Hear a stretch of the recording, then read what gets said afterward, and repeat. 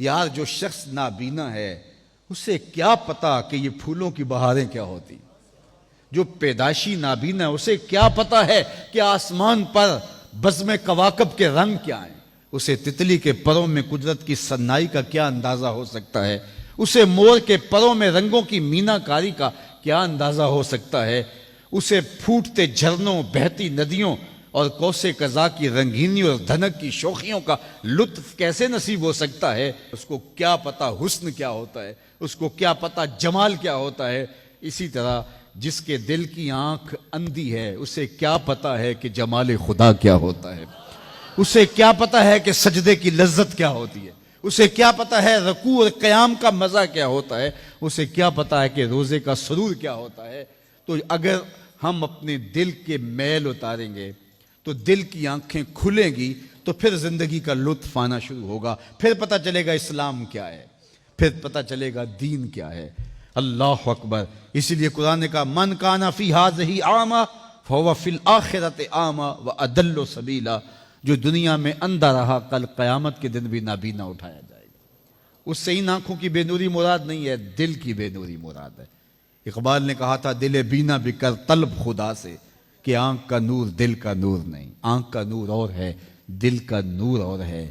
تو جس طرح آنکھ بے نور ہو جائے، آنکھ پر دھند، جالا، ککرے اور سفید اور کالا موتیا اتر آئے تو ہم سب کچھ بیچ کر کے بھی آنکھوں کا نور خریدنے کی کوشش کرتے ہیں۔ تو یار کبھی اجڑے ہوئے دل کا بھی تو علاج کرواؤ۔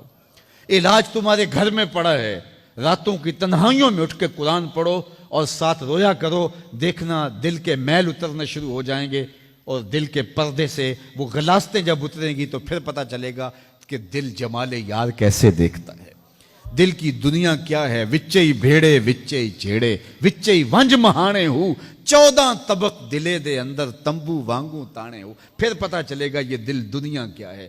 پھر اس کی تڑپ، اس کی بے چینی، اس کا اضطراب زندگی کا حاصل بن جائے گا۔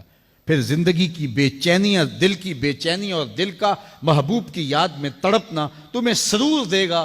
پھر تم ایک ایک عضو میں دل مانگو گے، وہ مزہ دیا تڑپ نے میری آرزو ہے یا رب، وہ مزہ دیا تڑپ نے میری آرزو ہے یا رب، میرے دونوں پہلوؤں میں دل بے قرار ہوتا۔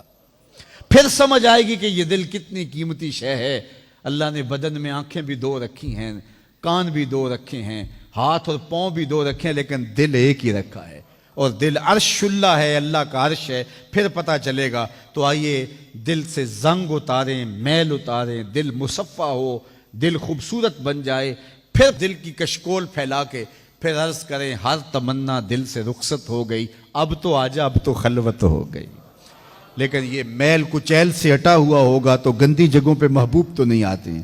تو حسد، حقد، کینے، بغض، نفرتیں یہ ہم پالے رکھتے ہیں، اپنی زندگی کو ہم نے خود بوجھل بنایا ہوا ہے۔ میاں حسد کرنے سے محسود کا کیا ہوگا، ہم اپنے آپ کو تلخی میں مبتلا کیے ہوئے ہیں۔ بغض رکھنے سے مبغوض کا کیا ہوگا، ہم اپنے آپ کو بوجھ میں مبتلا کیے ہوئے۔ تو اپنے دل سے یہ سارے بوجھ اتار کر کے جب دل کو مصفہ اور مزکہ کریں گے تو پھر دیکھیے کہ دل کے آئینے میں کیسے جمال یار دکھائی دیتا ہے۔ تو اس دل کی اصلاح ہوگی کثرت کے ساتھ قرآن مجید کی تلاوت کرنے سے۔ تو راتوں کی تنہائیوں میں اٹھ کے قرآن پڑھو، دیکھنا کہ کیسے دل کے زنگ اترتے ہیں۔ بعض لوگ بڑی عجیب خبر سناتے ہیں، میاں تمہیں کیسے پتا؟ وہ کہتا ہے میں رات اچانک نیند نہیں آ رہی تھی تو ایک چینل کھولا تو اس میں یہ خبر چل رہی تھی، تو میں نے کہا تجھے نیند نہیں آ رہی تھی، تو نے چینل کھولا، کاش تو قرآن کھول کے بیٹھ جاتا، تجھے وہ دکھائی دیتا کہ تیرا اندر تیرا باہر روشن ہو جاتا۔ تو راتوں کی تنہائیوں میں اٹھ کے قرآن مجید پڑھنے کا مزاج پیدا کریں، اپنی صبح کا آغاز قرآن مجید کی تلاوت سے کریں، اپنے دن کو سمیٹیں، سونے کی تیاری کریں، سورہ ملک سے اپنے معاملات کو سمیٹیں۔ یہ چند دن کر کے دیکھ لیں، اور اگر آپ کو معاشی مسائل ہیں، مشکلات ہیں، تو سورہ واقعہ اس کے لیے اکسیر ہے۔ صرف 3 رکوع ہیں، اتنی اکسیر کہ جس کی زندگی میں سورہ واقعہ آ گئی وہ مشکلات میں مبتلا نہیں ہوتا، اللہ اس کے لیے رزق کے دروازے کھول دیتا ہے۔